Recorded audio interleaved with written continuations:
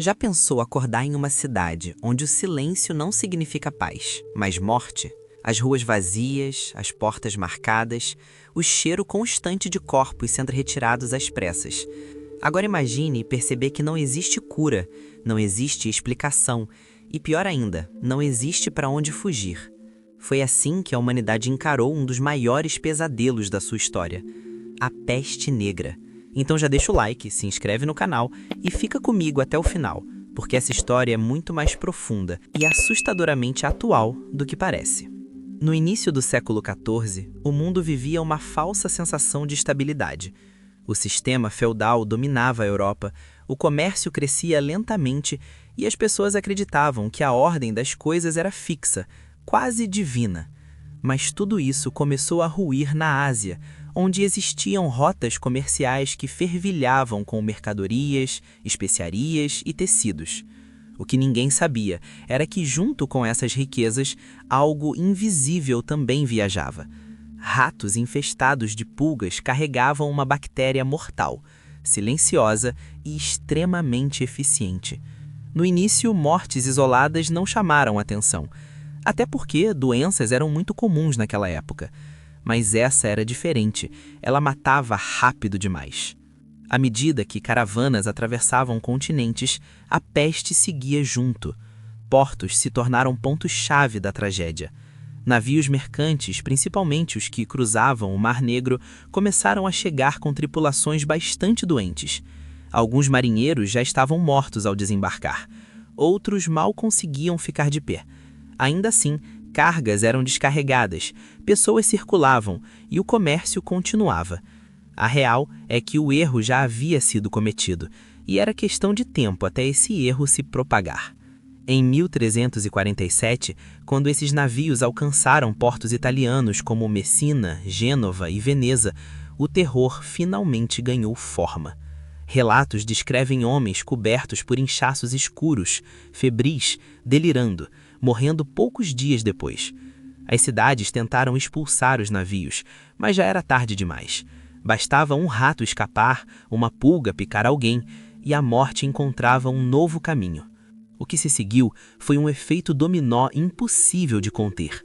De cidade em cidade, a doença se espalhava como fogo em palha seca. Não existia entendimento sobre contágio. A medicina ainda era muito defasada em comparação a hoje em dia.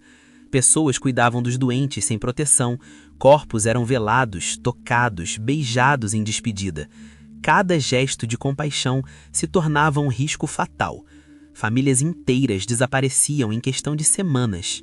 O pânico cresceu quando perceberam que nada funcionava. Sangrias, ervas, orações, amuletos, tudo falhava. Médicos caíam mortos como qualquer outro. A morte era feia, broxante, anticlimática. Padres não sobreviviam tempo suficiente para enterrar seus fiéis. A ideia de controle simplesmente desapareceu. O medo passou a ditar as decisões. Alguns fugiam das cidades, espalhando ainda mais a doença pelo interior. Outros se trancavam em casa, esperando o inevitável acontecer. Em pouco tempo, a peste não era mais um problema local. Ela avançava pela França, Espanha, Inglaterra, Alemanha. Cada região repetia o mesmo roteiro: chegada repentina, mortes rápidas, colapso social. O som constante de carroças recolhendo cadáveres virou parte do cotidiano das pessoas. Valas comuns substituíram funerais. O número de mortos era tão alto que não havia tempo e nem espaço para rituais. A sensação era de apocalipse. Muitos acreditavam que o fim dos tempos havia chegado. O céu parecia indiferente, a terra parecia amaldiçoada, pessoas abandonavam leis, moral e até familiares. Em algumas cidades, o comércio parou completamente.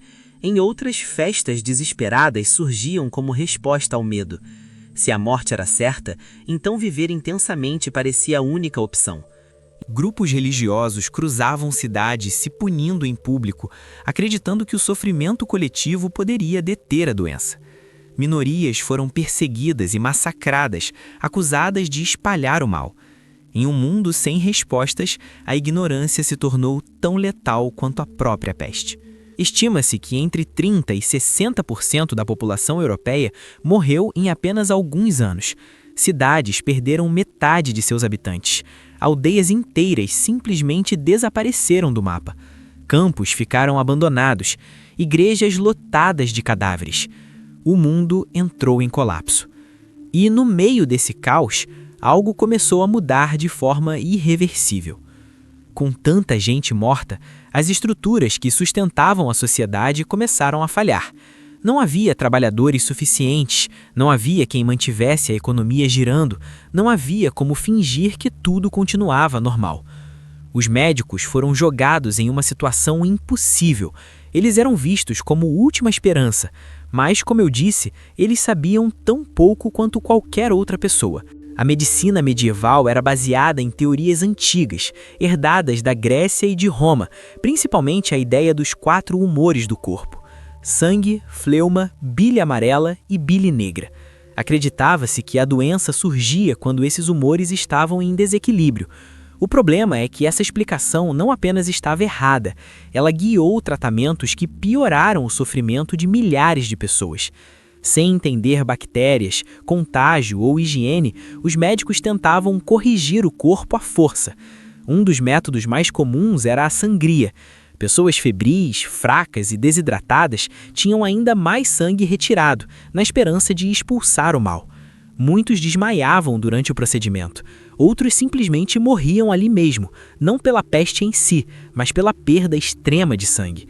Ainda assim, a prática continuava, repetida dia após dia como um ritual desesperado.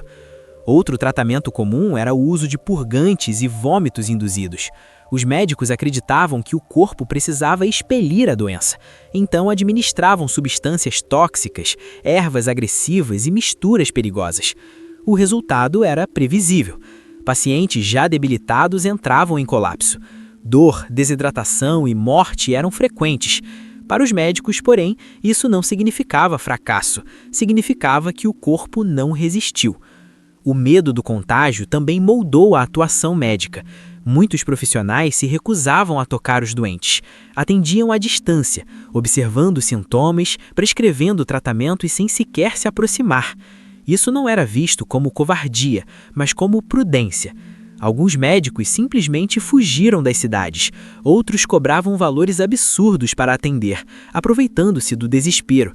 A relação entre médico e paciente se tornou fria, mecânica e muitas vezes cruel. Com o tempo, surgiram os famosos médicos da peste, reconhecíveis por suas roupas estranhas. Usavam longos mantos, luvas, chapéus e máscaras com bicos alongados, recheados de ervas aromáticas. E esses médicos se tornaram o símbolo da peste negra. Acreditava-se que o ar estava envenenado e que cheiros fortes poderiam proteger contra a doença. Esse visual era levado extremamente a sério na época, mas na prática pouco protegia. A máscara não impedia pulgas, não bloqueava contágio real. Era mais um símbolo de medo do que de segurança. Esses médicos também realizavam procedimentos dolorosos nos bubões, os inchaços característicos da peste. Cortavam, queimavam ou perfuravam essas áreas na tentativa de liberar a doença. A dor era extrema. Muitos pacientes gritavam até perder a consciência. Infecções secundárias eram comuns. Em vez de aliviar, o tratamento frequentemente acelerava a morte. O mais trágico é que muitos médicos acreditavam sinceramente que estavam ajudando.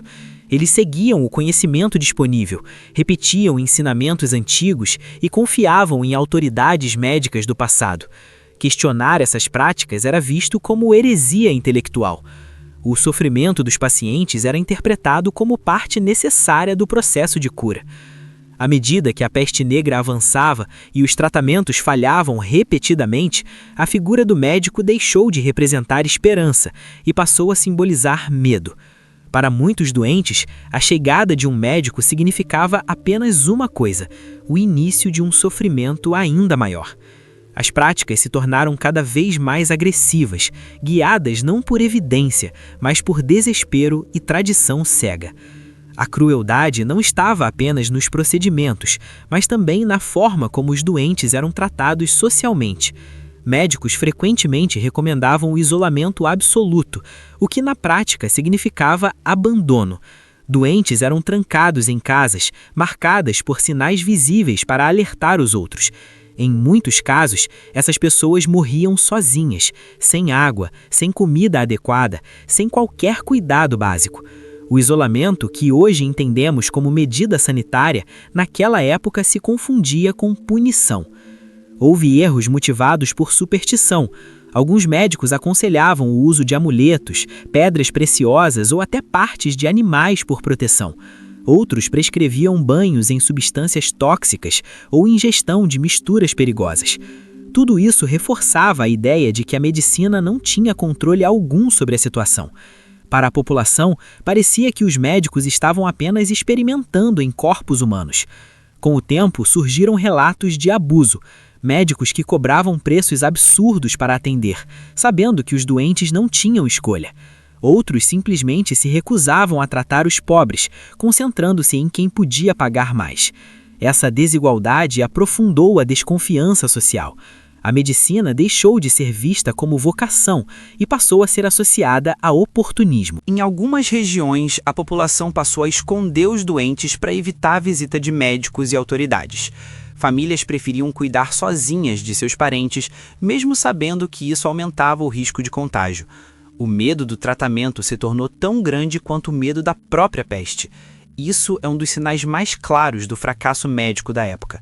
O impacto psicológico desses erros foi profundo. Sobreviventes carregavam lembranças de gritos, dor e procedimentos inúteis.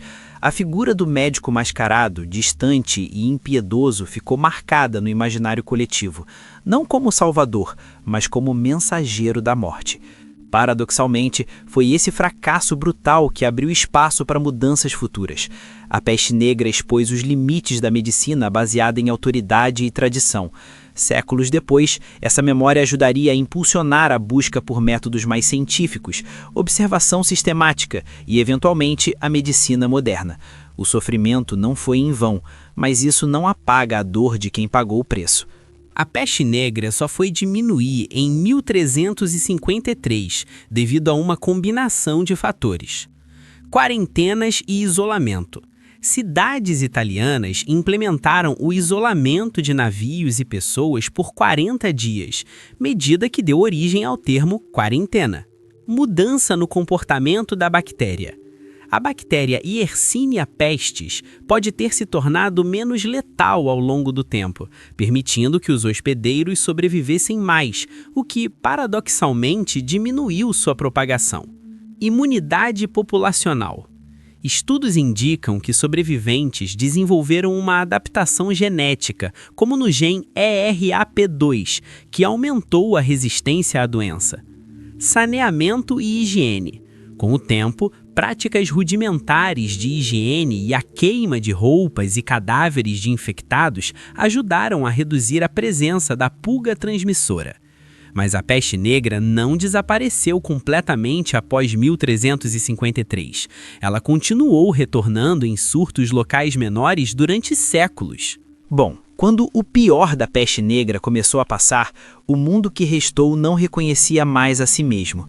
Não era apenas a ausência de pessoas que chocava, mas o vazio deixado nas estruturas que sustentavam a sociedade.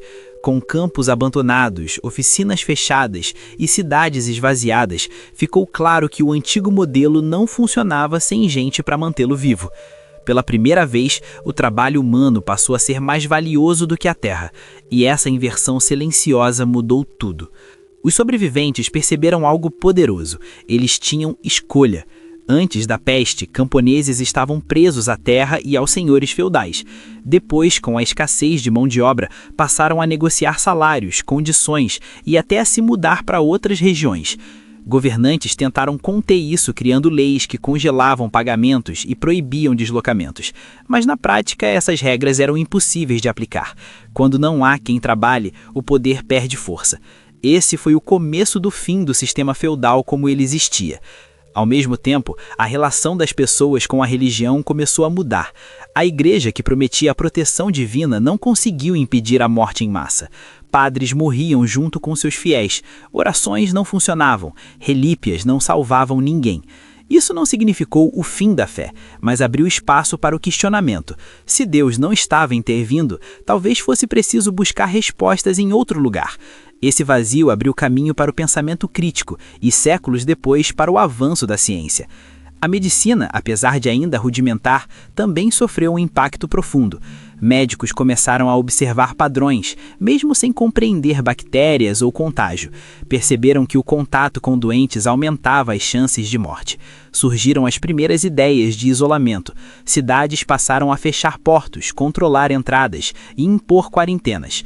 A palavra quarentena, inclusive, nasce desse período, quando pessoas eram obrigadas a esperar 40 dias antes de entrar em uma cidade. Era o início de uma resposta sanitária organizada, algo que hoje consideramos básico. Mas o medo também trouxe o pior do comportamento humano. Minorias foram perseguidas, acusadas de envenenar poços ou espalhar a doença propositalmente.